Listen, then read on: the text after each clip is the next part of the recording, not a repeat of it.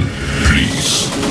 The show starts in 10, 9, 8, 7, 6, 5, 4, 3, 2, 1, go.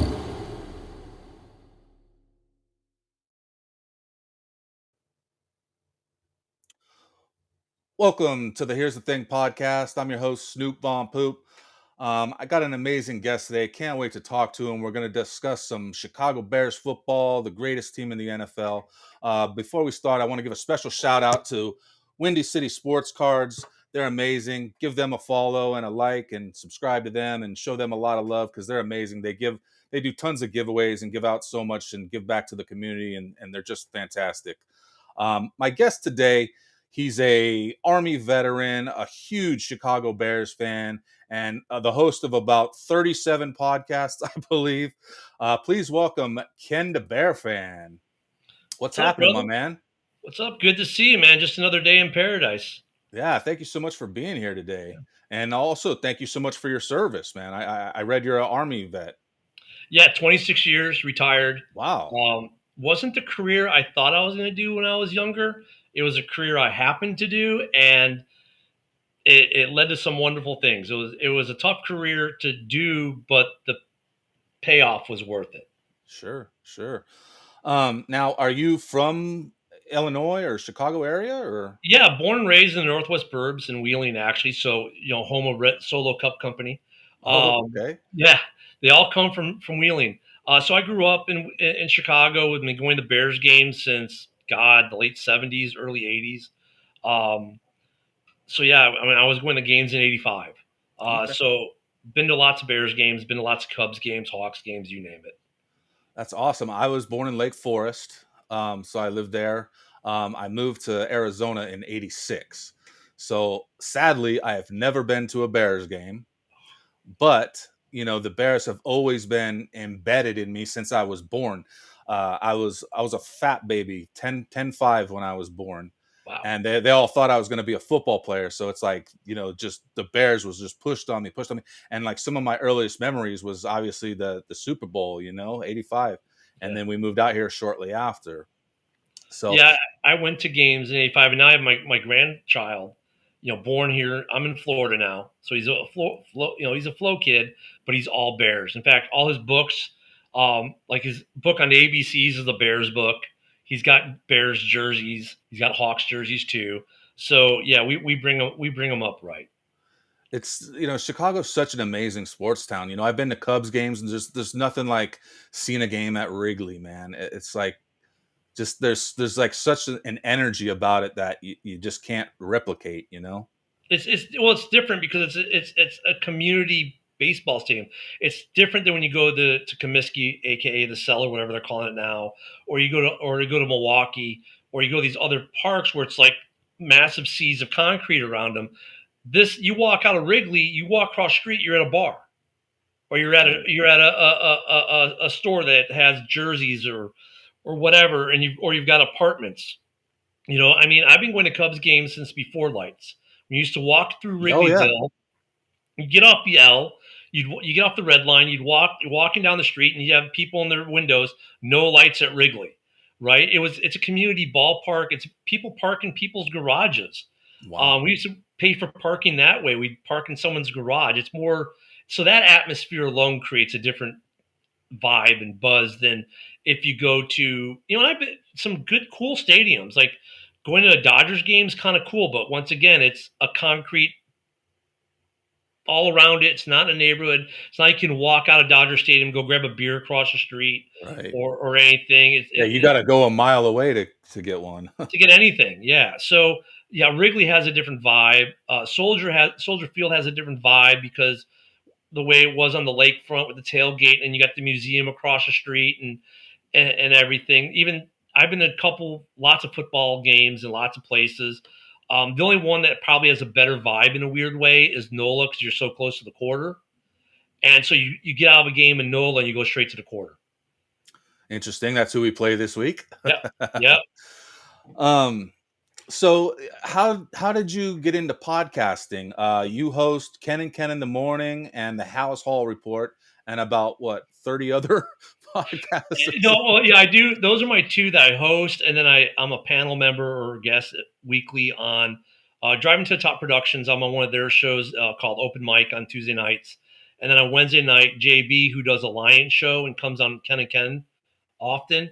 We do a roundtable pick'em show on Wednesday nights, so I do those are my regular. So about 9 times a week, and then I'll come on a show here, come on a show there. So I did On the Go with Hoss from Driving to the Top Wednesday. We did a dual thing. He came on our show, then I came on his because he's a Saints fan and does a Saints podcast. So we'll do some War Week stuff with teams. If we've got a buddy who's a Skins commander or a Skins podcaster or a Rams podcaster, and we play them, we'll hop on each other's shows. So it keeps me busy in retirement because this is what I do as a hobby in retirement. I got started though about 6 years ago with the guys from Huddle. Um, And tell us what Huddle is. So it all got started because we had a Facebook page called NFC North Trash Talk Division, and Okay. we would do Facebook Lives. And you can imagine what it was like: 12 guys on screen trying to yell over Wow. each other, talking smack, about my team this, your team that, blah blah blah blah. And then eventually, with Mike the Bear fan, who I've been with the whole time, and Woody, we broke out. We started doing these little team ones for our own stuff, and people started making team pages. So Mike did Mike the Bear fan. Was the main page we had on Facebook. And then we started doing our own, and we would do them on Facebook or Be Live. We started using because Be Live was better than Facebook Live. So then we started using Be Live, and it started just growing, and all of a sudden it became, well, we need to do this day, weekly, and we would do it just during the season. It would be in the off season. We would, go 5-6 weeks and not do a show. Then we were approached by Northeast Streaming Sports Network, NESP, and they said, we want to put you on our Roku. Well, crap, now we got to do one every week. And so it kind of just grew that way. And then we were with NESP, and they lost their forms of communication because they were only on Facebook to communicate. And we're like, this is not a bad idea what they're doing. Let's do it ourselves. So we're like, yeah, we'll just go on Roku. And I'm like, well, no, let's not just go on Roku. 80% of people use Fire Stick. The other 20 use Roku. Let's do both. Let's build an app we can find an app builder who can build an app for both in one shot. And we did. So now if you go on Roku or Fire TV in the search bar for apps and put the Huddle Sports or the Huddle Sports Network, will pop up. There's a little microphone icon that you'll see with Huddle Sports Network, and yeah, you can watch us on your 85-inch screen TV in your house or your RV or wherever you stream with Roku or Fire. And that was about a year ago we made the investment to do that. So it's always been a progressive, growing thing. We started doing the daily show about just over a year, almost a year and a half ago now. We've been doing that. House we've been doing for 6 years. So it's been this evolving thing. And yeah, it's what I do to keep myself busy in retirement now instead of buying sports mem. Well, I think it's really cool, man. And, just to have that many options of, people you can interact with, like you were saying, the other teams and whatnot is really cool, I think. And, I tell you, every time I get on X, I see you're hosting the show, so it's like I just, that's how I got to know you a little bit is because Yeah. I would see your name all the time. And then I would jump in, because I was getting into podcasting myself. And it's just really fascinating to me, everything that you guys are doing. Um, so that's cool.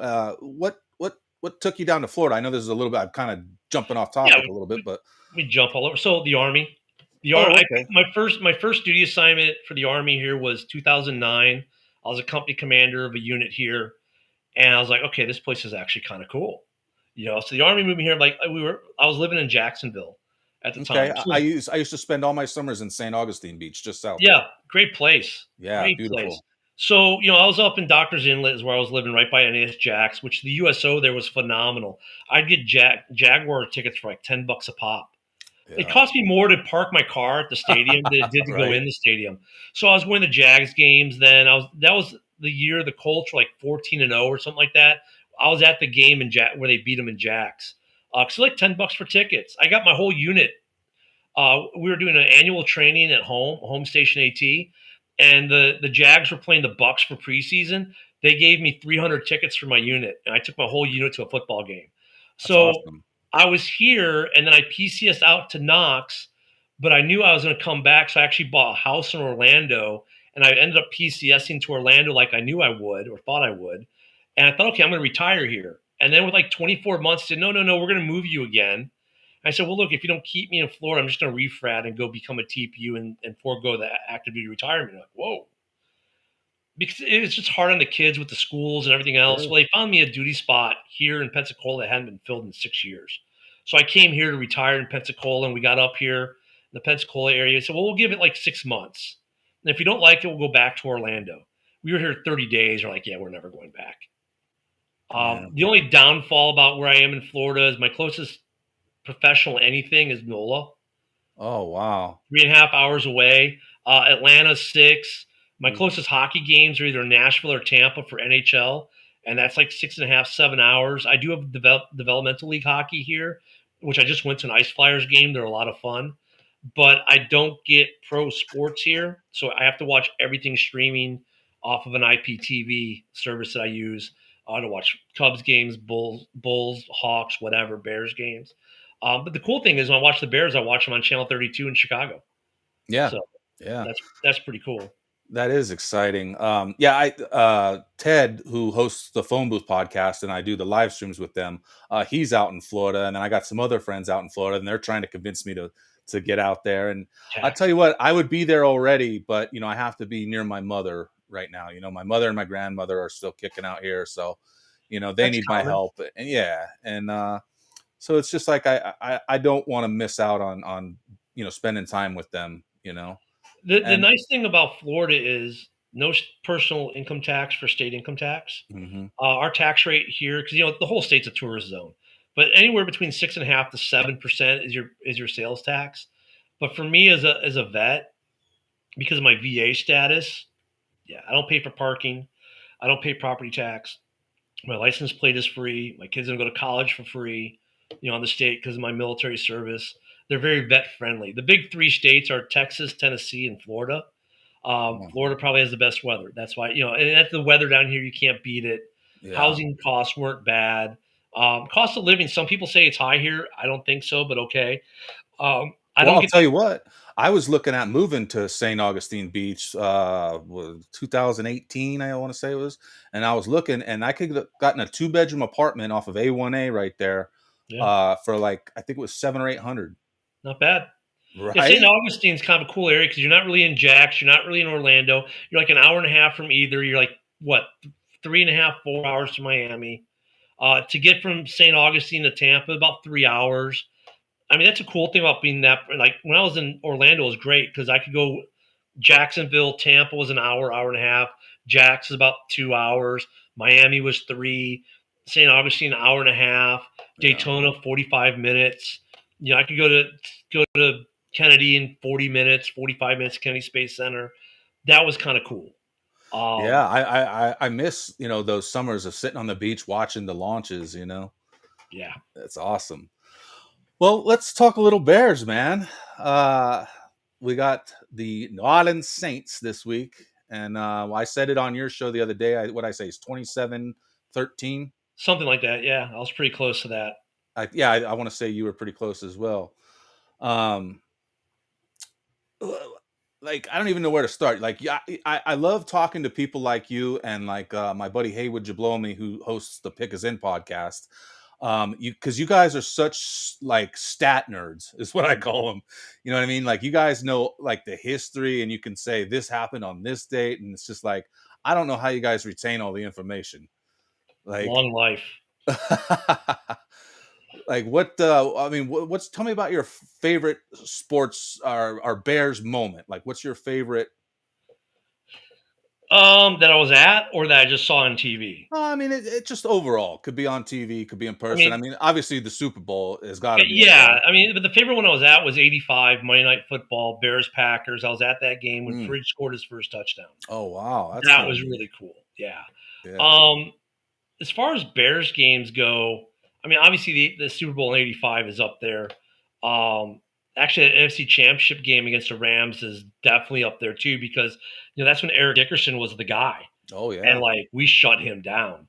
Um, Getting to the '06 Super Bowl was pretty cool, except for the day after. I was PCSing in Meridian, Mississippi, and had to drive through Indianapolis the day after the game. So I was driving like this the whole way because I had nothing but Bears gear on because the Army movers had already packed up my house and moved it. So yeah, but I mean, the, That was such a heartbreaking game because there's no reason why they should have put Rex Grossman in. well, no, it wasn't Rex. It was that they abandoned the run game after Jones got hurt because we didn't trust. Oh, what was his name now? Um, was he a rookie that year? The running back. I have a figurine for him somewhere too. It's funny, but we after Jones got hurt, we abandoned the running game because we didn't trust the backup running back at all. So like I can remember distinctly, even to this day, there was a part like in the third or fourth quarter. I think we were barely down. It was like we could have won the game, but we went empty backfield 3 plays in a row, and Rex got sacked all 3 times because they knew what was going to happen. Yeah. And then of course the blown coverage on Reggie Wayne for the game-winning touchdown didn't help. But Lovie Smith was like that was his best offense as a Bears coach, and they were ranked 15th. I Yeah, mean, but I mean, when you look at with Kyle Orton went, I think 14-2, I think, that was and he won 11 games as a rookie, and then they benched him when Sexy Rexy came back, and we were one and done that year. yeah, but the only game that Rex played that season, I think, was Game 1 and then the Super Bowl. Not the '06. No, '06 he played the whole season. The year after. It was a year after that because then Sexy Rexy was pretty much gone after that, and Orton stayed the starter. And then we traded Orton For for Cutler, Cutler. yeah, Yeah. yeah. So no, it was more that we abandoned the run game in that one. But like the Devin Hester return, that's a great moment. Oh yeah, And he's then one was of my favorite all-time Bears. I mean, I'd have to put him in my Mount Rushmore of Bears. Let's go through that. Like, who would be your top 4? Walter. Obviously. For sure. And I met Walter many times because I refereed his son's soccer games in Chicago Oh wow, that's kind of growing up. cool. So yeah, you know what's cool about Walter? He'd go to his kids' soccer games, and like every kid would. And I never got an auto, and I should have shoot myself for that. He would sit there till every kid got a signature. It didn't matter. He'd go to a soccer tournament. It would be a tournament in Rockford. You go to these soccer tournaments, thousands of kids out there because all these games being played, and he'd sign autographs the whole time and not. People leave him alone. Are you an autograph guy? We Oh, you should see my man cave. It's full of signed sportsmen for the So Bears. I used to be a ball boy for the Phoenix Suns, and then I moved to Las Vegas for 20 years, and I grew up around the entertainment industry, and so I've met so many people. That's how like I have all these musicians and stuff, on my Yeah, podcast and entertainers and stuff because I've met them so many times over the years. But I have very few autographs, same here. and I have Did. I've started to get, some pictures, but when I was younger, we didn't have cameras in our pocket at all times, Well, and we didn't think about it like getting Walter signature. Like I have a man cave full of Bears helmets that are signed that I did after I retired. My buddy Rob got me into sportsmen, and now I've got all these signed helmets and pictures and jerseys. But growing up, I didn't do that stuff, and I was in the army. It was like you had to go to Field of Dreams, and to get like a signed 8x10 was $150. And you're like, no. So, but then I got into the Facebook breaks and all that, and now I've got a bunch of it. But growing up, you wouldn't think of it. So, like, I never thought to ask Walter for an autograph. So Walter is definitely in my Mount Rushmore. Okay. Um, Gary Fensick, Oh, nice pick. because he's so underappreciated, but he was such a huge part of that defense. Um, Also, he's fantastic on the cowbell. yeah, yeah, And I'll tell you, I played the Super Bowl Shuffle. I did an episode about a month or so ago, and another co-host on the phone booth. He's from Sweden, but he really wants to be an American so bad. He's in love with Donald Trump, and he wants to be an American so bad. So what I did was I did a whole episode where I gave him like the immigration test to see if he could become a citizen, but I made it a little fun too. So I threw in some just like trivia history about and I like sports teams and stuff like that, and I of yeah. course had to do the Super Bowl stuff, and then I played the Super Bowl Shuffle for him on the episode.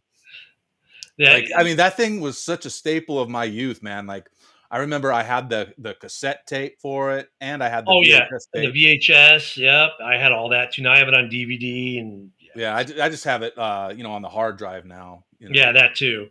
Let me see. The third one, Erlacher goes on Urlacher. there. I met him in Chicago at a Toys R Us. We were both buying stuff for our kids. It was hilarious, and he was a great guy, man. Like, I walked up to him, said, "Hey, man, I know how this goes. I really want to bother you, but I get a picture." He kind of looked at me, like, "What do you mean you know how this goes?" I'm like, and I said, "Where?" I said, "I'm active duty Army. Try wearing a uniform and having lunch somewhere one day." He's like, "Gotcha." And so we took the picture. He bought the stuff for his kids. I bought the stuff for my kids, and he stayed and talked to me. Like, he had paid for his stuff. Instead of leaving, we were sitting there having a conversation as I paid for my stuff, walked out to our cars, said goodbye. He was super cool. So he's definitely on the Mount Rushmore as well, because he was also great with fans and the field, as is Gary Fensick. And my fourth one, this one's going to probably, a lot of people, this will be controversial. Jay Cutler. Well, I know what you mean, and I really liked Cutler a lot. I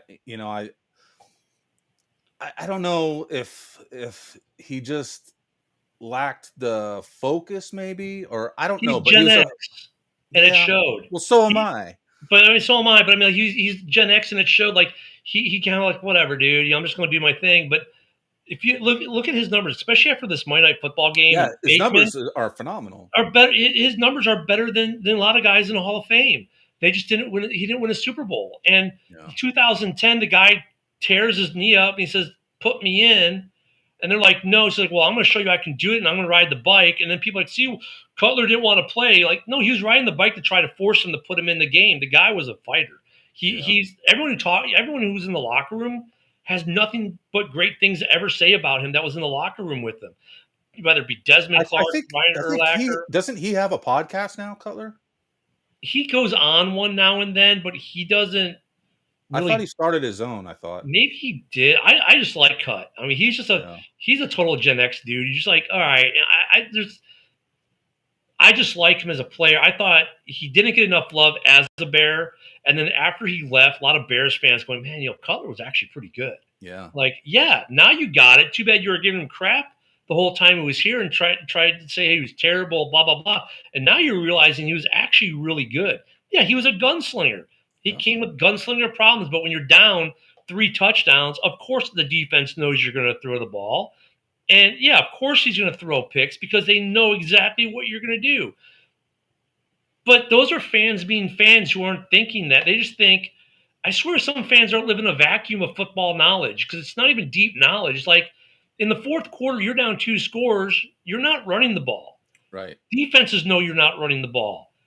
They're playing the pass. So yeah, your quarterback's odds of getting picked off just went up exponentially. And oh, by the way, now because he's got limited time, he has to take chances he probably normally would not want to take. Well, those chances just went higher. But fans don't think, and the media is going to say it because why? Clicks, reads, and sells papers, gets clicks, gets views, and fans get all riled up over it. But it's not the reality of the situation. So he got a bad rap. Yeah. I would have to say Urlacher is probably up there for me as well. I mean, I love that gritty defensive player. Like, I love that. I have a funny little story. A friend of mine used to date Jenny McCarthy. Okay. I went to college with her. Okay. And so we're hanging out one night, and I start talking to her, and I start talking. I'm like, "Hey, are you a Bears fan?" We start talking about the Bears. She's like, "No, I'm not really into the Bears." A month later, she started dating Urlacher.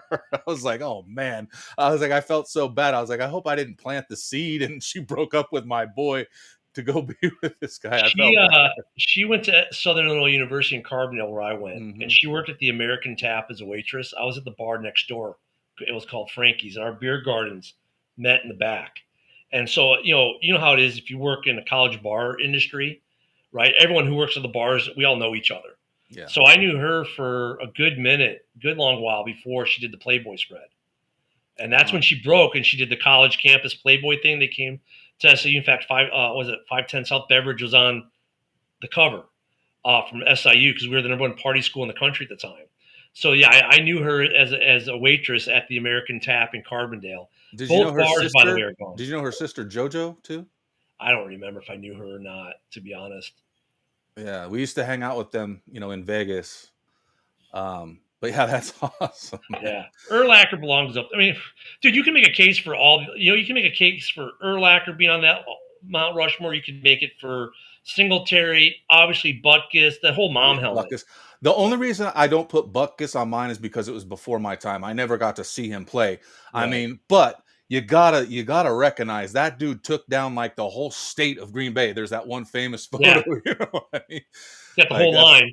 yeah. But I think Richard Dent I have to put up there. Yeah, Just because my earliest memories was of that team. Rookie of the Year, Super Bowl MVP. I mean, yeah. Yeah, so I guess I got Sweetness, Hester, Dent, and Urlacher. I guess would be mine. That's a good Mount Rushmore. Yeah. So let me ask you something. Like I talk about AI a little bit. Like with some of like the musician guests I've had, we talk about how AI has taken over music and stuff. Do you think that there'll ever be a time where AI takes over sports? So I use Grok sometimes now if I'm looking something up on the show, like, hey, like we'll get a question. It's like, ooh, yeah. Sometimes instead of Googling it, I'll Grok it. So Yeah. I'm using Grok more than Google in terms of that.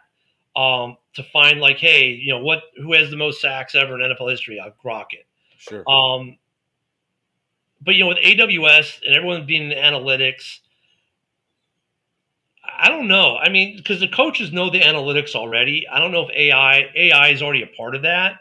So in some ways, it already has. I don't know how you're going to incorporate AI into sportscasts or stuff like that, though. To be honest, it's just taking over commentators, getting rid of Joe Buck that way. That'd be nice. Well, let me show you this short little video that AI made with a simple prompt of just make me a music video, and then I'll get back into where I'm going with this. Let me go ahead and share the screen here.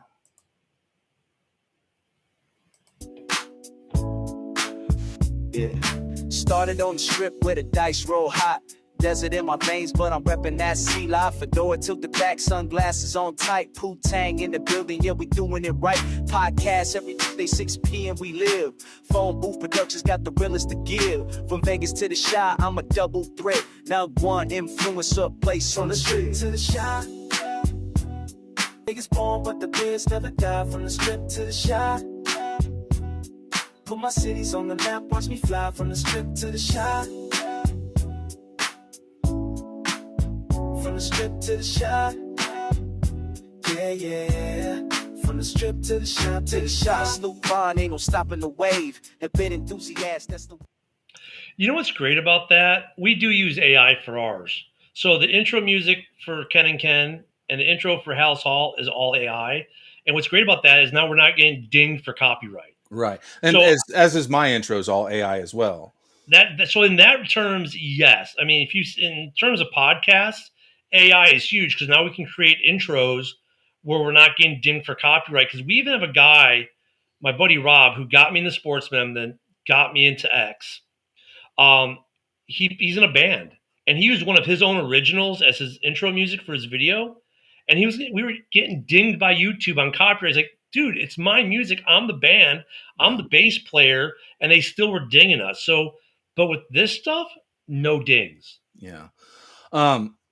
So I guess what I could see happening is if you look at like Elon Musk said just recently that by the end of this year you'll be able to make a full blown movie using Grok, and it'll look watchable and Yeah. good. He said by 2027 you won't be able to tell the difference, and so that's going to leave a lot of actors out of jobs. And I'm just curious, and it's the same thing with music, because you can hardly tell the difference anymore between an AI song. Like that song sounds like somebody legit wrote it. Well, you're seeing it. I got a buddy on X, Colin. He's a comedian and hypnotist, funny as hell. He's using Soro to do these AI generated clips, and I used one. He did one for the Bears game because he's a Redskins fan, but he makes it look like people think he works for the Redskins now. Yeah. Because of these videos, and I post them I'll post them on my page every so often on X when he does them, and they're funny, and it captures his likeness, his voice, and you'd think he works for the Redskins. He's actually had people asking for tickets with this because of the AI. Another buddy of mine, Prophet, on X, has already been working on making a full-length movie using AI. And then you look at Timberland. Didn't he just release a video with an AI artist? I've heard about it. I didn't see I it. saw part of it. It's not the best song, but the beat's the beat. He did the beat. The lyrics, okay. The voice though, it all. I mean, yeah, we're getting to a point where now, if you can just make a beat and you can write, but let's say you can't sing or something, AI can do it all for you. Mm-hmm. So in one way, it'll expand creativity, right? Because a guy like me, I have no singing voice, but let's say I can do beats, and let's say I come up with some cool lyrics, I can have a song. Yeah, Even though I can't. It's great for people like you and me, but Right. for the real artists out there, it's a shame. Right, because it lets us into a marketplace for a skill that we do not possess ourselves. We Right. don't possess the chops to sing, whereas they're doing all three. We only have to do one or two of the three now.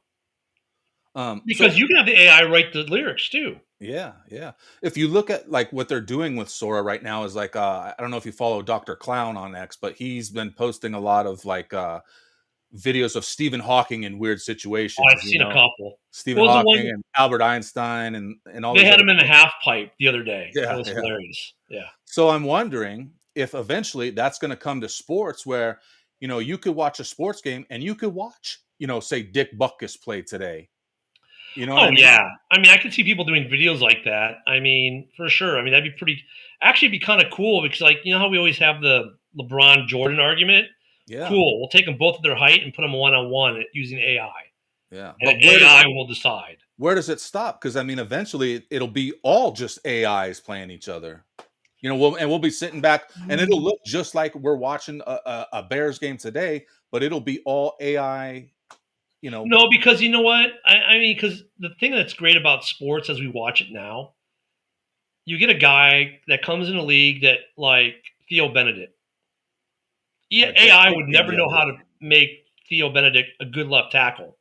He comes in the game now. Look what he's done for the Bears this last week and the week before. Or like you'll get a guy that you would never have a Tom Brady if it was AI driven. Because here's a guy who no one knew about when he got drafted late, was a backup.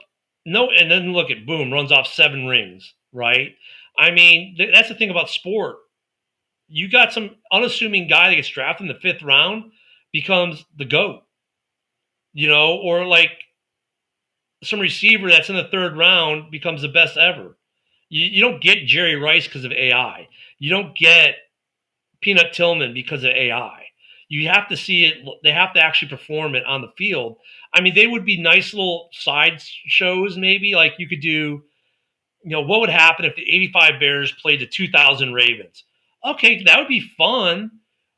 But in the off season, maybe. I don't think that's the way the NFL could like do NFL Productions presents the 85 Bears versus the 2000 Ravens AI. And it'd be fun to watch. But it'll never replace people playing the game because of all the X factors that is live, and it's not computer generated. And the worst player in the league can be the best. Mr. Irrelevant can be the best quarterback in the league for a while. AI would never do that. Well, now what's your opinion on that sports could be rigged? Like, where do you stand on that? I mean, Kansas City with their zero flags, only the second time in NFL history that's ever happened last week in the KC versus Lions game. Well, there's weird things like on that other podcast, The Pick Is In, they showed a video of just these weird sports moments where you'll see like I remember the hockey one specifically where it shows the puck and then right as it's in front of the goal, takes a hard right out of nowhere. Like, what is that? Nobody touches it. Like it's. Yeah, I mean, And Officiating, the theory is with we it, know officials can be bought, right? Because there's a documentary about the NBA Tim where that Donaghy. guy did fix games, Tim right? Donaghy, and along with Tim Donaghy, Scott Foster was a part of his crew. Scott Foster still refs in the NBA today. So I mean, refs aren't infallible, but like I'm sure you and I probably heard the same thing growing up. They're part of the game.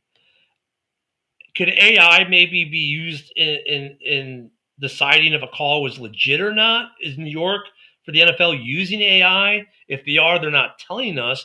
But if they're using AI, then why that Bears touchdown the Rome Odunze? Why'd that play stand? That should have been reviewed by New York, and they would have seen that he wasn't illegally set, and that would have been a touchdown. Refs are going to make bad calls because I mean I'm sure you were on Bears Twitter Monday night. Bears Twitter was livid with the refereeing and the bad calls, and geez, I hope Jaden Daniels survived that massive blow he took from Montez Sweat barely glancing his helmet. I mean, the human element's always going to be there. I don't think we'll ever see AI in terms of replacing them on the field of play, but could AI replace them in other ways? I don't know. I don't know if even you could use AI in the officiating piece of it. Would that even be? I don't know. I mean, the human element's always going to be there. But I think games can be rigged by officials making calls a certain way. But like, the puck coming off the line, weird. I mean, physics are weird, man. Stuff happens. Yeah. Well, I guess they think that maybe there was magnets with the puck and under the ice that it hit that.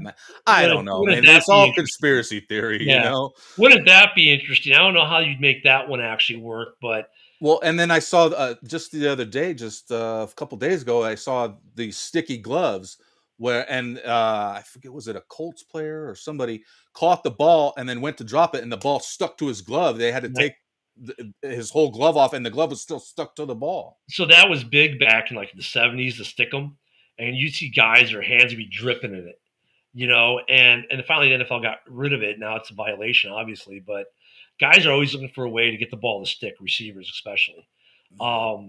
That's always been a thing, kind of like with pine tar on baseball bats. I don't know if you remember the George Brett incident in Kansas City, the pine tar incident. Yeah. I mean, athletes have always looked for that. Then it was PEDs. It's always going to be something. Like the old my drill sergeant say, if you're not cheating, you're not trying. If you get caught, you're not trying hard enough. Like, oh my God, they're stealing signs. They've always stolen signs. They just got caught. Right. So I mean,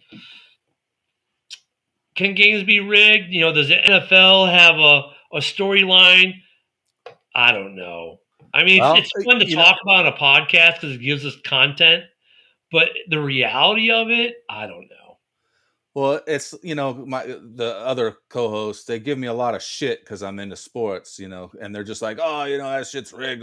Look at it's like pro wrestling. And I get what they're saying, because the NFL is labeled an entertainment agency, Yeah, but how do you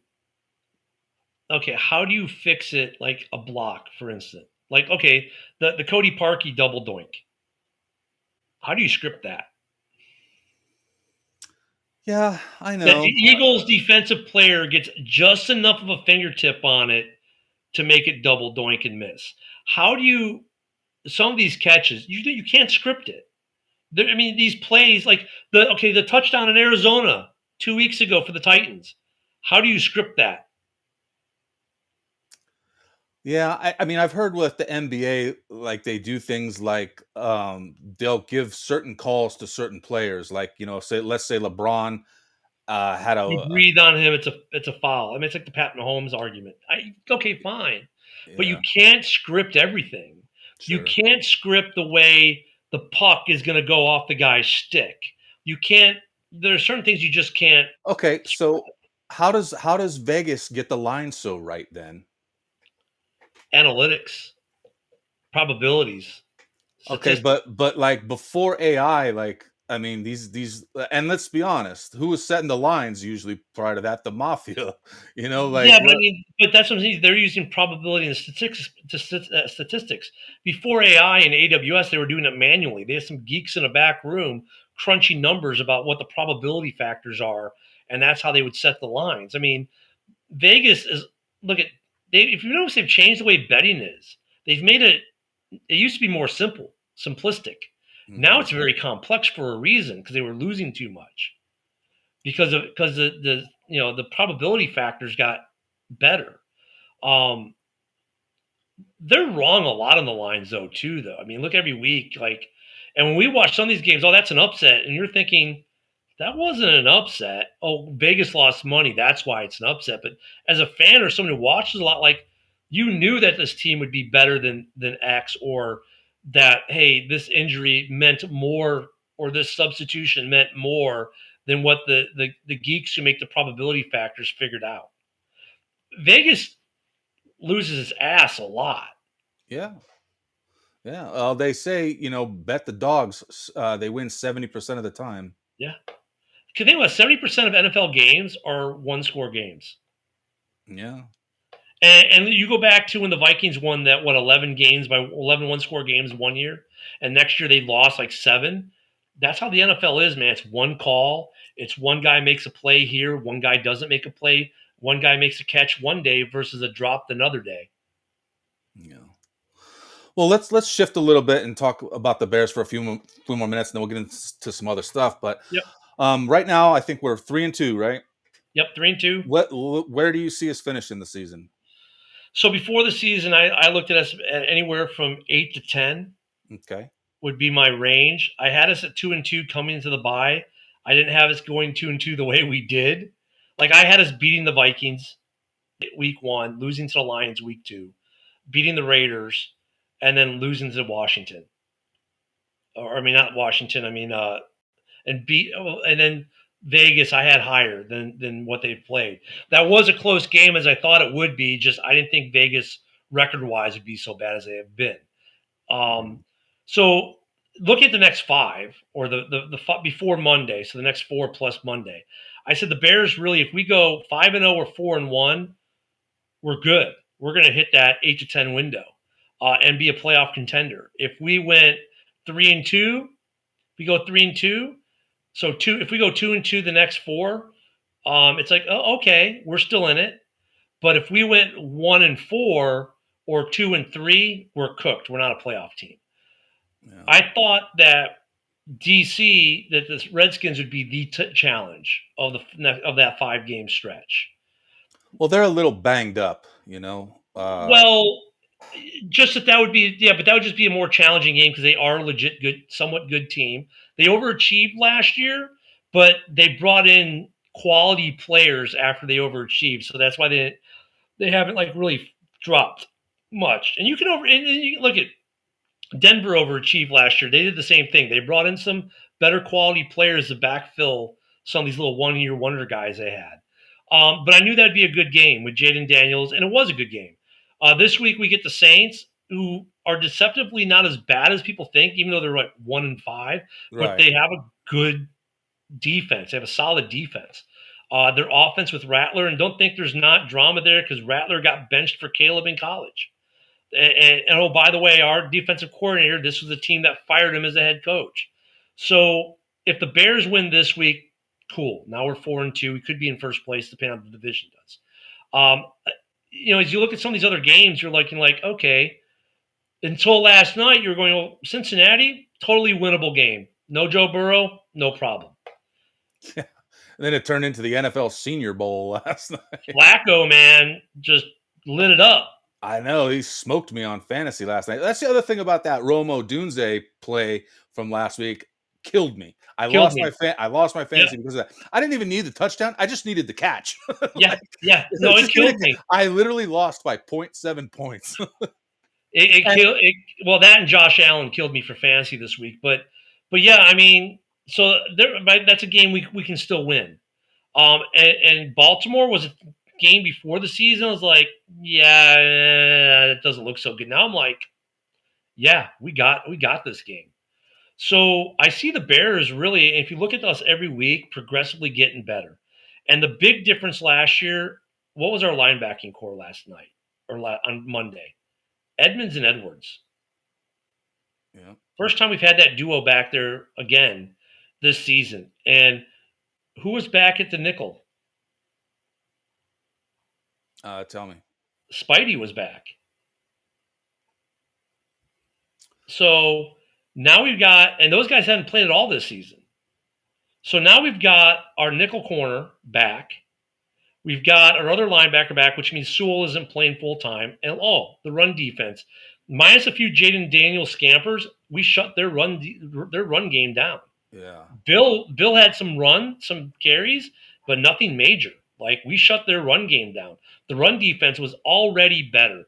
Why? Because now Dennis Allen's got his guys, and he's starting to utilize his playbook more than he did in the first 4 games.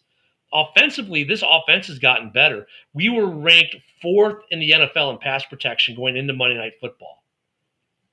We're now still, I haven't checked, but we're still in the top 4. We didn't get worse. We gave up 1 sack. We protect. And the run, oh my God, Theo Benedict made a massive difference on that run, on the run protection, because we were like dead last. Now we're in the top 5 in run protection all of a sudden, because we, for the first time on Monday night, made holes and creases for our running backs. I mean, DeAndre Swift went from averaging 3.1 a carry to 7. Yeah. Just Carry. one game. In one game. Menangai looked good. Rojo looked good in his 1 carry he had up the middle. So this team is still, we're still seeing these guys get better every week. They're cutting out some of the penalties were ticky tacky, shouldn't have been called, but they're cleaning up. How many false starts did we have this week? I couldn't tell you. We didn't have any. Yeah, They're cleaning it up. Like I said, this is why I appreciate people like you and Haywood, because you guys know all the stats and everything, man. I just I can watch the game and tell you, who's doing what right and playing good. Right. But come the next day, I'm like, fuck, I don't remember. I'm mostly, to be honest with you, bro, dude, I'm mostly the same way.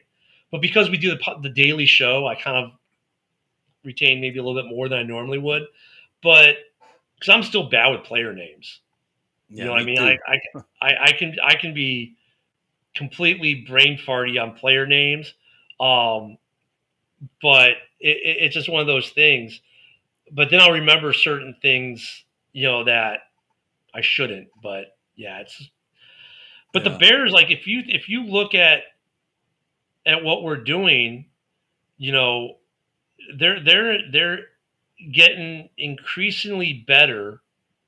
And we haven't even seen Jahadi Walker yet. We haven't even seen, some of these guys. We haven't seen Booker yet, really.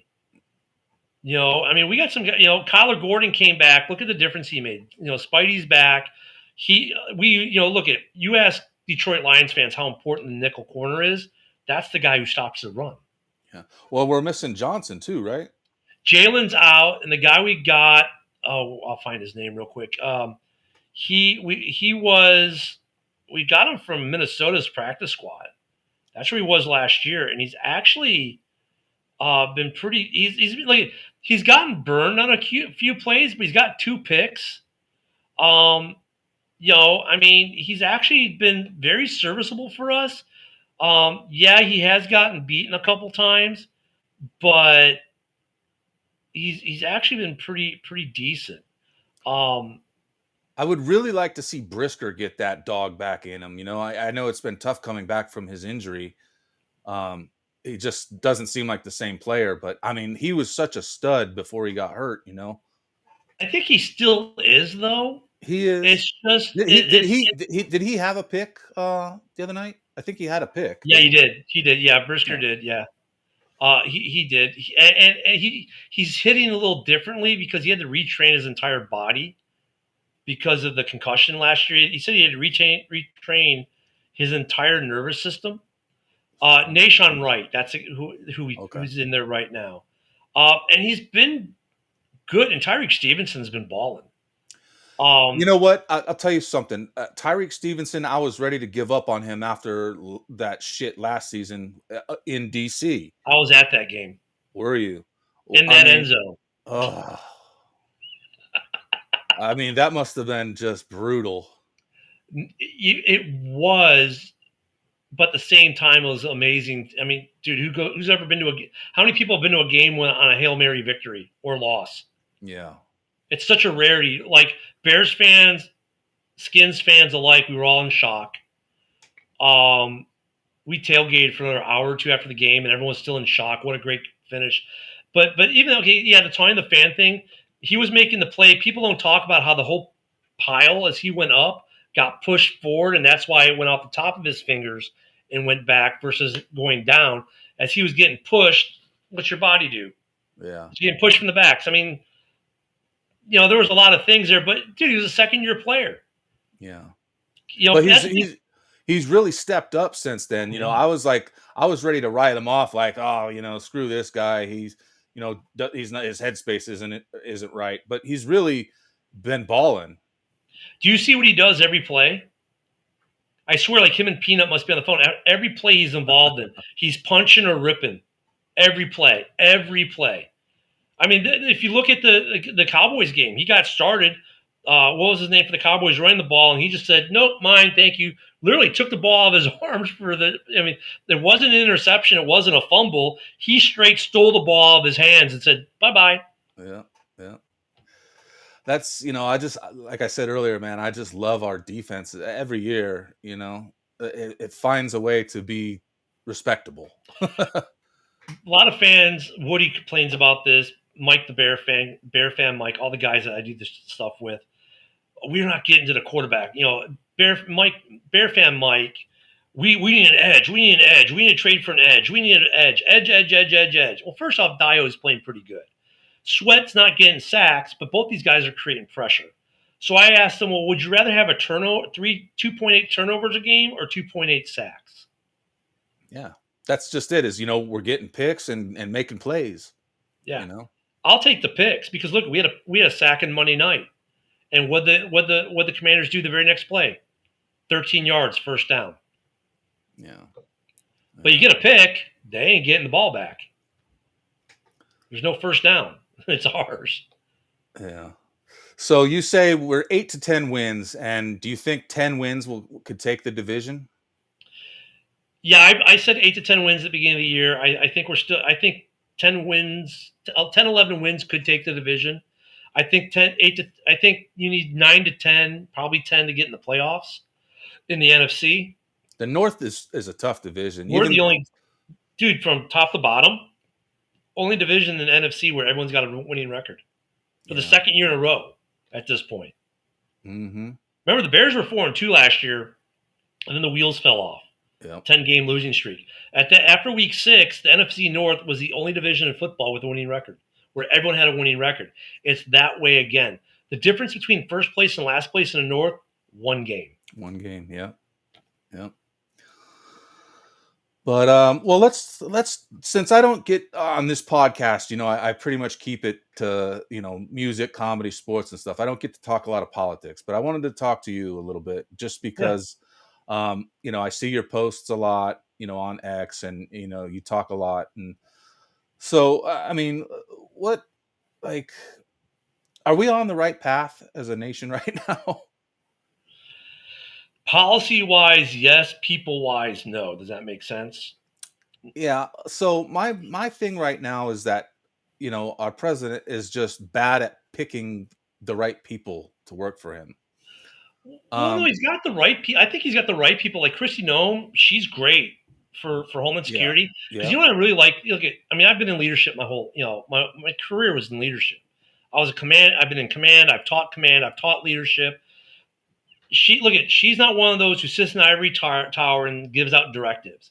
Like you see her on the ground, trooping the line, as we would call it, going out on raids, being with her people, going after, hire to get what they need to meet her requirements. Tom Holman does the same. You look at these people, we have problems. We pick on Pam Bondi because of the whole being the files. Got it. We pick up on Kash Patel because of his eyes. And he's always looking like he's about to wrestle Booker T or something. I get it. But are they competent people who are doing a lot of good work? Yeah, because if it wasn't for Pam Bondi, you don't get the Bolton arrest. You don't get the James arrest. You don't get the charges that are being brought against these Antifa members for terrorism.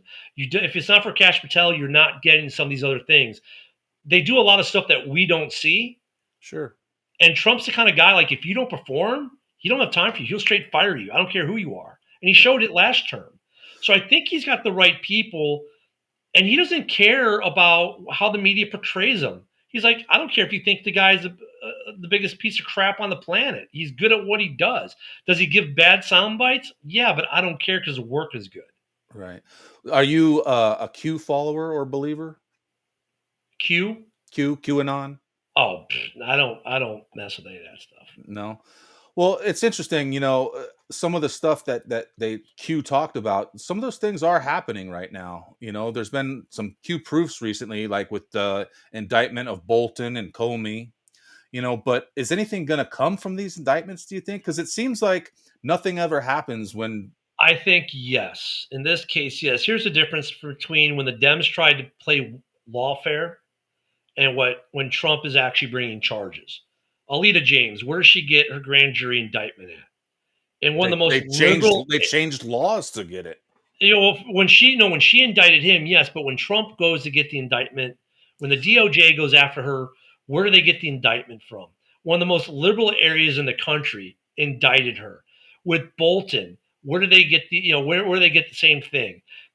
And they've got concrete proof of this. They didn't have to change laws. They went out and they got the proof. Now, is there some political payback? Would they have been targets had they not done certain things? Probably not. But play stupid games, win stupid prizes, right? If you're going to go out put and yourself in that limelight, so yeah, if you're going to go out and attack someone, then you got to figure if you miss, there's going to be return fire. Like, look at Putin took shots at Zelensky and Ukraine, and then think there'd be return fire. Well, guess what? There was, and here we are years later still, right? If you're going to take a shot, you need to expect there to be return fire if you take your shot and miss, right? Mm-hmm. Putin missed. He didn't get Kiev within 48 hours. He missed. You look at this, they took their shots, they missed. When Bolton left and started doing what he was doing, leaking classified information to score political points for the left, yeah, you're going to get targeted investigations. Why do you think Biden did all these blanket pardons for the J6 people who made shit up to attack stuff politically? It's gotten to the point, like, I don't know if what Trump is doing is the correction or if it continues it, because when you look at the left they fabricated evidence, they made up new laws, and then they grandfathered people. It's like if you walk down, like if I said it's illegal for you to wear a gold chain with a black shirt as of today. Oh, Snoop, you're now under arrest because yesterday you wore a gold chain with a black shirt. That's what the Dems did, right? Well, if you look at what Trump is doing, he's not creating new laws. He's using the existing law on the books, and that DOJ is bringing charges. I think stuff sticks, and I think that they stop playing lawfare when they realize that if you take the shot and miss because you're doing it just to score political points, that you then open yourself up for the same criticism or the same level of inspection that you put other people on, and that you're going to have to hold up that scrutiny. When you can't hold up that scrutiny, you're going to serve time, you're going to pay fines. And look, they tried to indict so many people from the Trump administration. Everybody. And I think Pritzker coming out right now saying he's going to charge federal law enforcement ICE agents with criminal charges for enforcing federal law in Chicago, like they don't learn. Yeah. Like I really, to be honest with you, I don't know how Pritzker, Gavin Newsom, and Mayor Johnson all haven't been arrested for insurrection. And guys even like Don Lemon for advising people to take up violence against the federal government. Shit, even people like, I think, Chuck Schumer and people like that were calling for violence. They've been calling for it since 60. Remember Maxine Waters? If you see someone from the administration or a Trump supporter at a restaurant, harass them. Really? Yeah, it's just divisive, and very. that's not right. No, and the funny thing is they're the purveyors of this divisiveness, and they'll turn around calling me and you divisive because we don't agree with them. Yeah. Yeah, and we're fascists and racists and all kinds of other shit. These few arrests are giving me some hopium. With Letitia James, I seriously doubt anything's going to happen there. I think she's going to get a slap on the wrist. I think Well, like they're accusing her of fraud on her loans or something like that. yeah, but now And they're going to nab her for harboring a criminal because of her sister who had warrants, who she had living in her house rent free. Like, there's a lot more to it than just that initial Well, fraud. you know what I I was think surprised I didn't hear as a part of it was that she said she was married to her father to get some of these loans or something like that. They didn't tie that aspect into the no. case, which I was surprised about. And Well, it's they'll get tied in. They'll be part of that. There'll be evidence as to the fraud, not separate charges. I think they're gonna. I think she'll either plea. Well, it doesn't sound like she's gonna plea out because she's doing her. I'm untouchable. I'll stand her. I'll do this. I don't know what all their hu's are for. As she was trying to rally people in New York the other day, but she's gonna take the defiant L, and it's gonna be a big L when she's in an orange jumpsuit. I think that Trump's not gonna bring a case unless he's got you dead to rights. yeah.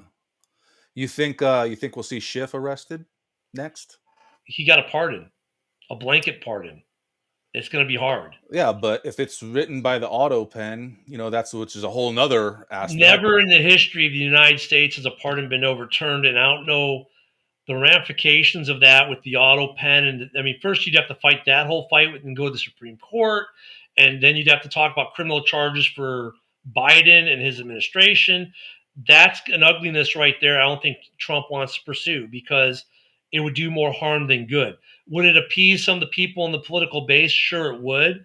But at the end game, it would end up doing more harm than good and could spark the second, third, fourth orders of effect that would be more negative. However, with Schiff, what they could do with him is impeach him from Congress.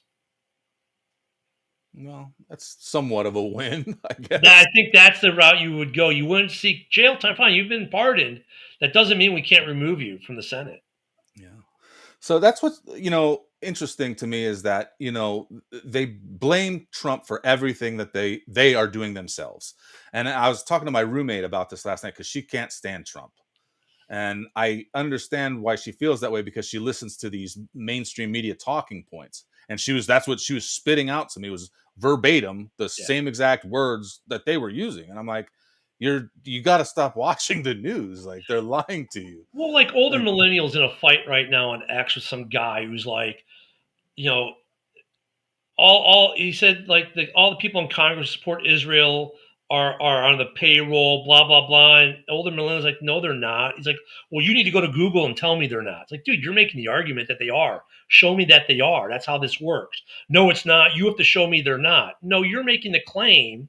Or better yet, there's a video on X today about this guy who's like, well, Charlie Kirk is a racist piece of, well, how is he racist? I don't have to tell you. He was a racist piece of, I know a lot of ways. I'm not wasting my time telling you. These are the responses you get. Yeah. When pressed, they never can drill down. And you can drill down and say, look, here's the things the man actually said. How's this racist? Well, he's a racist. Well, why?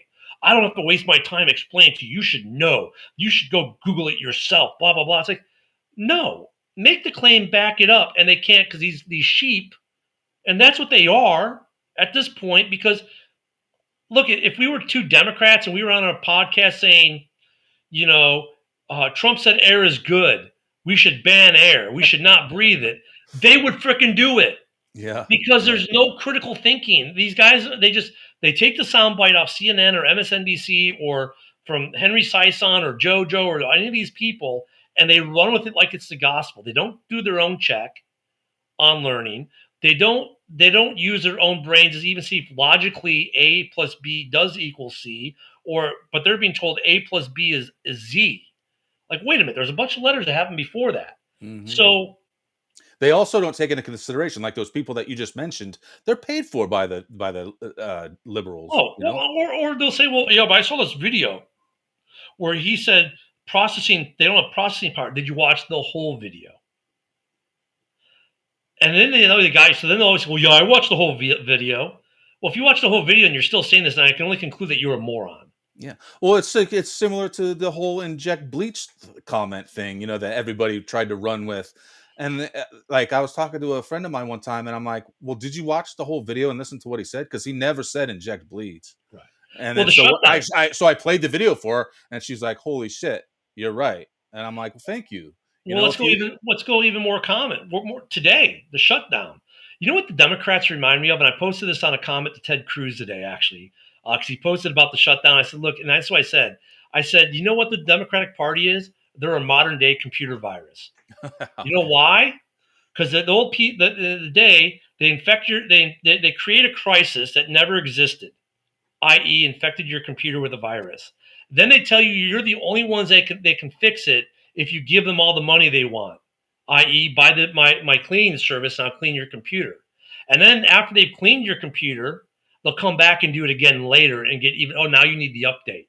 yeah. That's what the Democrats are doing right now. They created a crisis that does not exist, and they're saying only they can fix it if the Republicans would listen to them and do exactly what they want. It's the only way you can fix this crisis that doesn't exist that can be fixed, and it costs $1.5 trillion. They can't Well, sign a continuing resolution that keeps the spending levels exactly where they were this whole last year to keep the government open. No, we have to fix this computer virus that only we have the cure for 1.5 trillion. They are a modern day computer virus.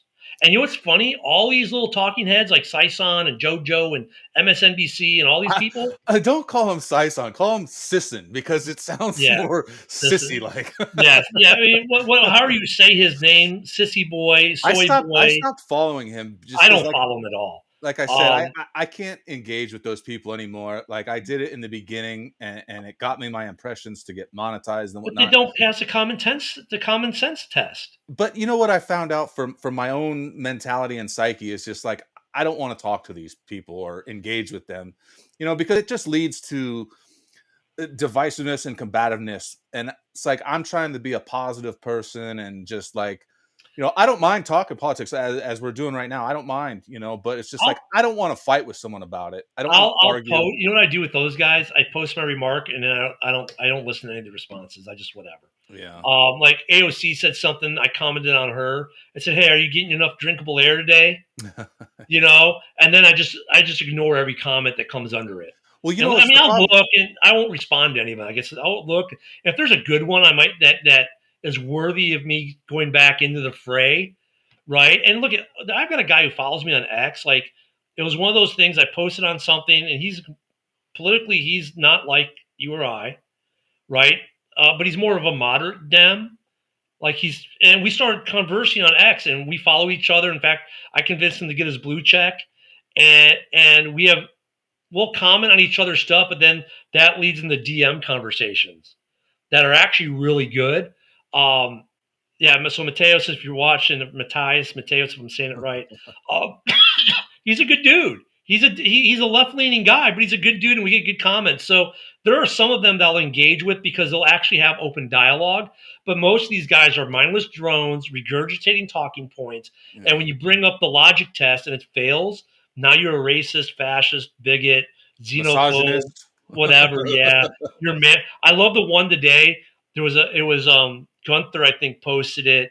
He's like, it was a retweet. So I was sitting at a coffee shop this morning, listening to these two people talking about the origins of Men in Black. So I got up and said, hey, I can help you guys out with that. And the one person responded, I don't need you to mansplain it to me. The guy who was posting it is a guy who said that to you too. That's so the it was a funniest female. part. No, the guy who made the original post. So female said, I don't need you to mansplain it to me. The guy she was saying that to wrote the screenplay. He actually wrote Men in Black. So here he was good as a guy who wrote Men in Black, and I don't need you to mansplain it to me. It's like, dude, he wrote it. That's where we're at. It's like you can't tell him anything because as soon as he even get the chance, he wrote the damn thing. And so it's hard. There are some good Democrats out there, though, and people that you can converse with on X. But I find that most of them, because, the Brooklyn Dad and these other guys, they just spew their hate and they walk away and they let all their little trolls go in there and then people regurgitate. And when you give them the common sense test and you post your comment on one of their posts, what do you get back in reply? You're a racist, you're a fascist, you're a pig, you're stupid, you have no IQ. It's like it just comes to a personal attack. They don't attack the content of what you said. They attack you as a person, and that's their ploy every time. Yeah. And like you said, you ignore those comments and you can do that, but you know what happens is that they'll report you for some weird shit. They'll just like they get their bots together and report you. And so I get, shadow banned and throttled all the time. Like if, just because of a comment that I made, even if I don't respond to them. I pick my moments and I pick my moment because here's the other thing too. If my For You feed will be just garbage if I do too much of it. So Mhm. like, Mine's garbage 5 days a week, every week. Mine is. yeah, see, you got to be careful who you reply to. So like I replied to AOC and all of a sudden I saw nothing but the squad and all these people. So then I had to go back and reply to like our people, if you will, to get my For You back. Because I don't want to be in an echo chamber either. So I Mhm. will venture out now and then. So I'm not in an echo chamber because there's a couple of left leaning people on X who actually post some good content where you can have a good thread with them. There's some good discussion, but you get the people like the No Kings people, and they'll just whatever Trump does is bad. Yeah, Um, but there are some people you can post some stuff and get some good discussion. And I've actually had some couple people that I've followed and have followed me because they'll make a comment on something I say maybe on Gunther's post or on Evans, one of Evans's posts because he's freaking awesome. I mean, so they're like Wall Street Mav, like they'll comment on him, like or Derek Evans, who's just a phenomenal dude. I'll post on his stuff or Brandon Straka. I'll post on one of his, and one of these guys will find their way in and make a comment. And every so often you get a good nugget. We say, okay, I can see your point, but if you considered this, and you can get a good discussion. But that's like the 1%. Most Yeah. of it's like, oh, well, Derek, you're a fraud because you were a J6. I'm like, dude, you're not bringing anything to the conversation. Yeah. Well, I comment on the Krasenstein's pages sometimes, and I'm always respectful, though. You know what I mean? Like I try not to curse too much in there, and I just will get my point across, and I don't attack people. And now they follow me. I'm like, oh, what the fuck? Why are you guys following me, man? I Like, mean, yeah, I've stayed away from them because I don't want my feed will be like you're saying. Yours is garbage. That's why. That's why I don't interact with them much. But I'll pick my moments. And like the Brooklyn dad, he's an idiot, and so is he JoJo. blocked me. I haven't seen him in a year or so, and it's been So nice. he hasn't blocked me. Neither is JoJo, and I'll go post on them and rail on them for a little bit. But I pick my moments. What about Donaldo Trumpo? What do you think of this page? Oh, that's the one parody page, isn't he? Wait, So which? yeah, and he blocked me for some reason. I have no idea. I don't remember ever having bad engagement with him. I really liked his page, and I don't. I it's been so long. I can't even remember. I don't. I must have said something, but it would have not been negative towards him or towards Trump or anything. And Yeah, he I don't. blocked me, so now I never see him, and I kind of miss it. But my co-hosts are convinced that that is Trump's burner page. That would be interesting. The El Trumpo page. And I've seen his stuff. He's funny. I've commented. He doesn't block me, but he doesn't respond to anyone though either. There are a couple guys like that just post stuff out there and very rarely, if ever, respond. James Woods will never respond to you. He liked one of my tweets today, one of my comments on one of his X's today, but he'll never engage you. But what he will do is he'll comment post you. Yeah. If he likes your comment, he'll comment, he'll quote Which post you. that's better than him It's better commenting. than him. Yeah, you get even more reach that way. But El Trumpo doesn't do anything. He's got some funny stuff though. I have commented on a few of his stuff. Yeah, I mean, there's some people I really love to comment on. Some don't do anything at all. Like with comments, some you get some good banner with. So I mean, yeah, it's tough with some of these bigger accounts. And on the left, their bigger accounts don't interact with anyone. JoJo throws whatever she's going to say out. I swear she just turns her phone off. She does. She Yeah. never interacts with people, but she draws. She says the most outrageous stuff. And for you, if you're looking to get your 5 million, it's great because you can go comment and get all her little drones yelling at you underneath it. What you got to be careful for there is you just got to check your list. Yeah. And like if someone puts you on a list, just block them, Yep. and that boom, problem solved. Yeah, that happens a lot too. But Oh yeah, I check at least 3-4 times a week to make sure I'm not on anyone's bad lists. Yeah. That's one thing that people need to do more often. Not a lot of people know that they even get put on lists. But the thing is, like, as long as you don't curse and don't use derogatory language with these people, I don't care how often they report you. If they're reporting you because you say, yeah, I don't think Biden's policy was any good. In fact, it was terrible because of XYZ, and there's nothing horrific in your post, right? They can report it all you want and actually be like, Yeah. Well, I wish when it comes to that type of stuff, we had a little more transparency from X. Like, I was demonetized for 6 months and that was never given a reason why. And of course, trying to contact them, as you know, is a bitch. Like, you never get any kind of responses. Oh, we're looking into it. We'll get back to you. Well, they never got back to me. And then 6 months later, I got a message saying, you've been reinstated into the monetization program. well, But but you and they can't. still never gave me a reason. Yeah, like my buddy Rob just got demonetized, but he knows why because he called a person a few choice words that he shouldn't have, and that got him demonetized. His subs still work, but he got demonetized. And yeah, he's having no luck. But I'm like, just you know what? Be a good boy for the next 5 months, and and then do it again, and they'll reinstate. Say, okay, fine. I know. I'm sorry. I said something I shouldn't have said. I apologize. It's been 5 months. Can I please be back in monetization? Yeah. And they'll probably bring him back in. But I'm very careful. I don't like to curse in my posts at all. I'll be like FK it or F it. Yeah, 'Cause that's you what can I get do away- now too. You can get away with that. And even then, that's very. I only do that if I'm amongst friends, so to speak, on someone's post. But even then, it doesn't matter. That little troll army can come in and report it.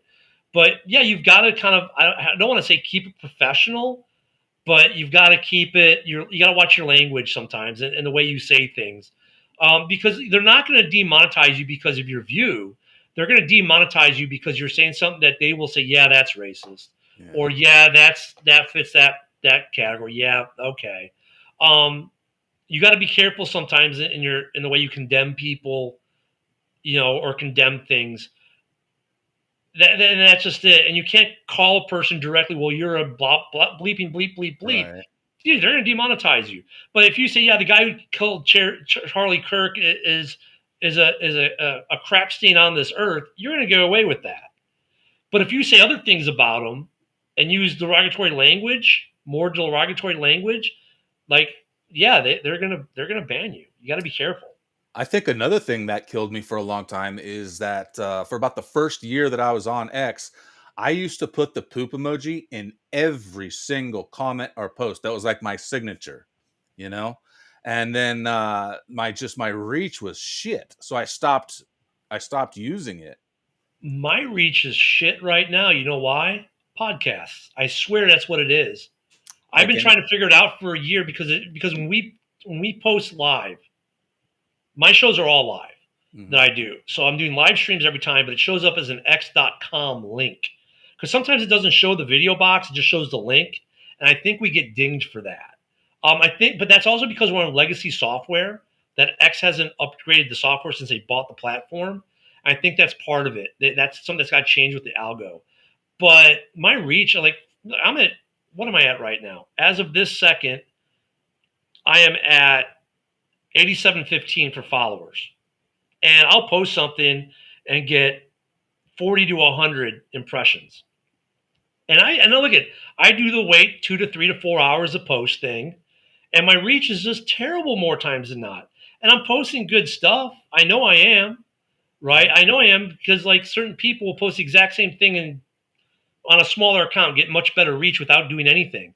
I think we get dinged for our podcasts on the algo. I'm wondering what it is because I'm the same way. I have I don't know, just over 10,000. I just hit 10,000 last week, and I'm getting maybe 1% reach. Yeah, maybe. No, it's supposed to get better when you get to 10,000. It's the same for Ted. He's got 105,000, and he barely is getting 1% or maybe 2. A lot of it's, but like Derek, he's got 830 some thousand, 850,000. He'll quote post me, and I'll pull up 25,000 impressions. So what's 25,000 of his 850? Yeah, he's getting a little bit better than 1%. A little bit. But I mean, at 10,000, our reach is supposed to get a little bit better. If you do Premium Plus, which I got, once it became $40 a month, I was like, no bueno, go back to $8. 16, I could deal with. 40, no, thank you. Especially when we're not making any money for these podcasts. They make us literally 0 cents Hmm. because we don't get minutes watched. We don't get anything for views or impressions off it. If people comment live, we get nothing for that. Unless you hit that heart like underneath the post, or you comment under the post like a normal post, or share it, we get nothing for them. So, and then only if you're a blue check do we get something. Right. So, we make 0 cents, but Elon wants us here. I hope they change the program. Now it does get us followers, which then can lead to engagement for our political posts and other stuff. But if you want to do just sports, yeah, it could take you 5 years to get 30,000 people, but you'll never get monetization pay. You know, you just won't. There are too many teams. There's too much whatever. Politics, you will by posting stuff, sure, but they got to fix all that. And the reach, once they fix the video aspect of it, what we do, I think our reach gets better. My reach is great on comments when I reply guy. I get my reach on reply guy is 100 times better. Oh yeah. And partially it's because of who I reply to, and then like if one of them responds to me, that ups you again.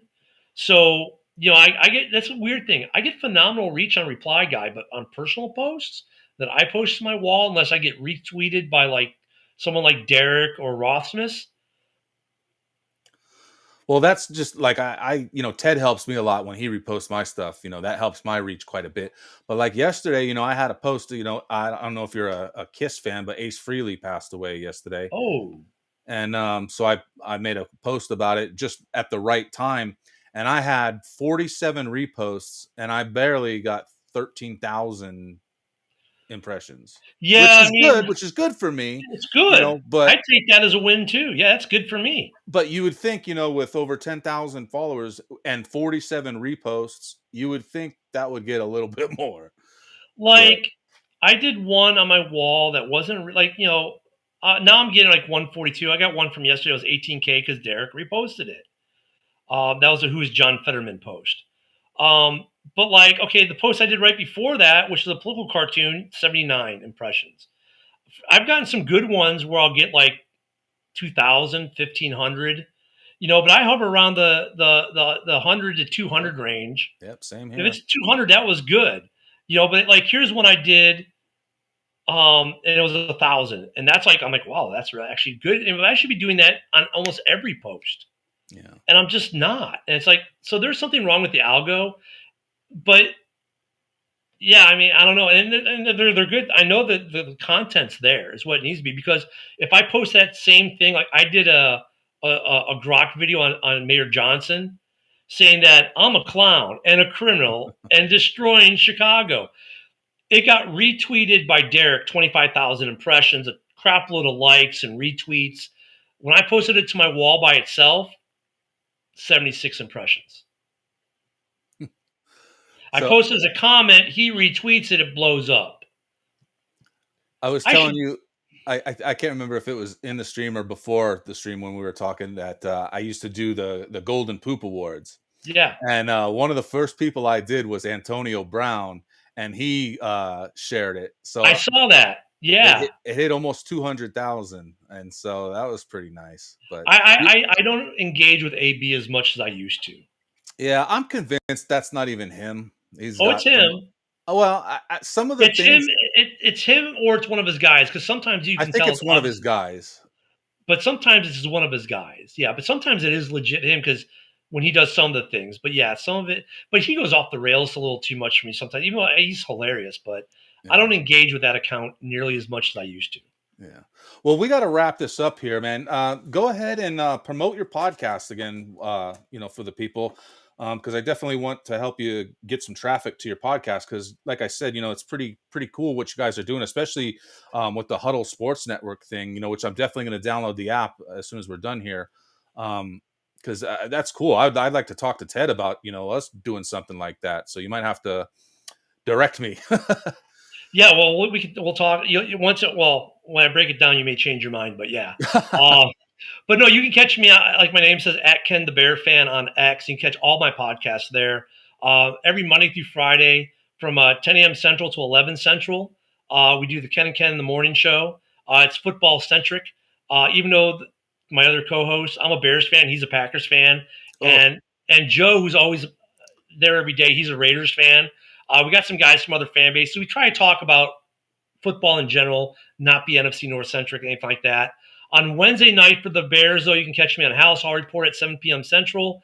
And on Sunday at 11 a.m. Central, we do pregame for House Hall. You can catch me on Tuesday night on Drive to the Top Productions, their open mic night. And normally on Wednesdays, you'll catch me on JB's Roundtable. All those you can catch on my X. You can also catch almost all of those, all but JB's show on my YouTube, which is also Ken the Bear Fan. On Facebook, you can catch us at the Huddle Sports Network, on YouTube at the Huddle Sports Network, and also at Chicago Bears News on Facebook. And that's where we got our start. And then, of course, if you're on Roku or Fire TV, you can catch all the Huddle Network shows when they're live. And there's a library that has some of our older shows that we update. Try to do it every day, sometimes a couple days. can If can you you go, comment within the app? no, you can just No. watch. It's like watching a regular TV show. Okay. So you get the Huddle Sports app on Roku or Fire TV. Just go to do the search for the app, download it, and then you can watch shows. You can't comment from there, but you can watch us on your 85-inch screen TV in your man cave or wherever. But you can comment on the show from X, YouTube, and Facebook when we're live. I know X can be challenging, but it does come through because I comment from X. Snoop, he I do. comments from X all the time. We'd love to see you guys comment from X, and of course, give the page a like, a follow. Give me a follow. Engage. I do follow people back who engage with me a lot. That's one thing too. Is like I will follow people back, and I do engage with them, especially if they're putting out stuff. I do use my For You feed a lot besides just the notifications. But if you follow me, put me in your notifications, you'll always know when a show goes live. I do that as well with people, and I will engage back. So we're a bunch of knuckleheads that like to talk football. None of us are making any money doing this. I make literally 0 cents from doing the podcast. I just For the love of the game. Yeah, it really is. And as a retiree, it gives me something to do. It keeps me active. This is what I've chosen to do in retirement because I did the Army stuff. I don't have to work, and this is what I do. And Plus, it's enjoy fun. You get to hang out with your friends. It's fun. Yeah. And meet a lot of cool people like we Yeah. met this way. Yeah, definitely. You got any final thoughts on the Bears? Yeah, I mean, look, the Bears are looking good. I think we're a playoff team. Can we win the division? Definitely. I will say this: don't drink too much opium. Don't drink too much of the opium aid. This is still a team in development. We're still going to have roadblocks. If the Bears don't do anything at the trade deadline, don't worry. Don't freak out. You mean if we don't get Crosby, it's still all right? Yeah, I mean, look, if anything, I could see us maybe getting a corner because Nahshon Wright's okay, but if we can find another corner because Jalen might not make it back in the season, I don't need to go out. I think we're good at where we're at, and we can build in the draft and free agency with stuff. I don't think we really need to go get anything. So if we don't get anything, we stand pat, don't freak. And if the Bears do a slide, this is year one under a new offense, a new defense. A lot of changes happened. Don't expect us to win the Super Bowl. I already think we're better. I think Caleb is showing how good of a quarterback and why Ryan did what he did. You got to give this time. We're too much of just like we are with our politics and everything else, instant gratification. Mm-hmm. It takes time to build a team. The team has been built for the most part. I'd say it's at 90% completion. It could be 100%, but maybe 90%. And now we're starting to install these defenses, this defense and this offense. And we're going to find out that some guys that we have don't fit what we're installing. And we're going to have to make some changes that we may not, as fans, like why are we getting rid of Roschon? Because he maybe doesn't fit what Ben wants to do. Why are we getting rid of so-and-so? Because he doesn't fit what Dennis Allen wants to do. Well, it's going to be, I love Roschon Johnson. I think with Monangai coming in, I think it's going to be tough for him to keep that spot. Well, and just like I love Cole Kmet and Colston, having both of it is great, but we still don't use the tight ends enough in our offense. Yeah, which is I'm kind of surprised about that Me too. actually. I think they'll get better as the season goes on, though. I think we'll see some improvement there. And like, look, I know some guys who want Cole gone because he can save 10 million if he's gone next year. Same thing with Edwards. Is it Edwards has the big one or Edmonds? Whichever. I think it's Edwards has a big Yeah, contract actually. And like, right. he's gone because the contract's too big. But who cares if they're playing well? We don't need to. We don't need to. If we have to make the space, okay, fine, that might happen. If we have to have a casualty, but if they don't do that, I know some Bears fans who are going to be pissed. But I'm like, no, they're playing good ball right now. So have faith. The team is going to be better. I think we're 9 to 10 wins. We're a dark horse playoff team, and if we get in, we're going to be dangerous. I agree. I agree. Well, thank you so much for being here today, Ken. Anytime. I really appreciate the conversation, and it's nice to talk sports for a change. It's been a lot of music and comedy and whatnot, so it's good to get some sports on here. I got some more sports coming up. I'm doing some. I'm gonna have a Phoenix Suns themed podcast, and I'm putting two guys in a game of trivia against one another, and the winner gets a bidet. I don't know if you know, I give away bidets and stuff on the page. Oh, So, geez. yeah. But Well, hey, if you ever want to come on Hallis, just let me know. I'd love to have you on Hallis. for sure. I would love to. Everybody give Ken a follow at Ken the Bear Fan on X. Make sure you check out his podcast, Ken and Ken in the Morning and the Hallis Hall Report are awesome, especially if you're a Bears fan. If you're not, the Ken and the Ken, they got every other team represented by 15 other people. And make sure you check out the Huddle Sports Network as well and download that on Roku and Fire Stick. And thanks again, man. Yeah, anytime, man. I appreciate it. And we might have to have you back to do some bonus content and bring Woody. Tell Woody I'm sorry he couldn't be here today because I really wanted to have both of you guys on. Yeah, Woody's at work. Woody, the man who has no opinion on anything. He has his opinions. Yeah. All right. Thanks again, Ken. Thank you, brother. Talk to you later.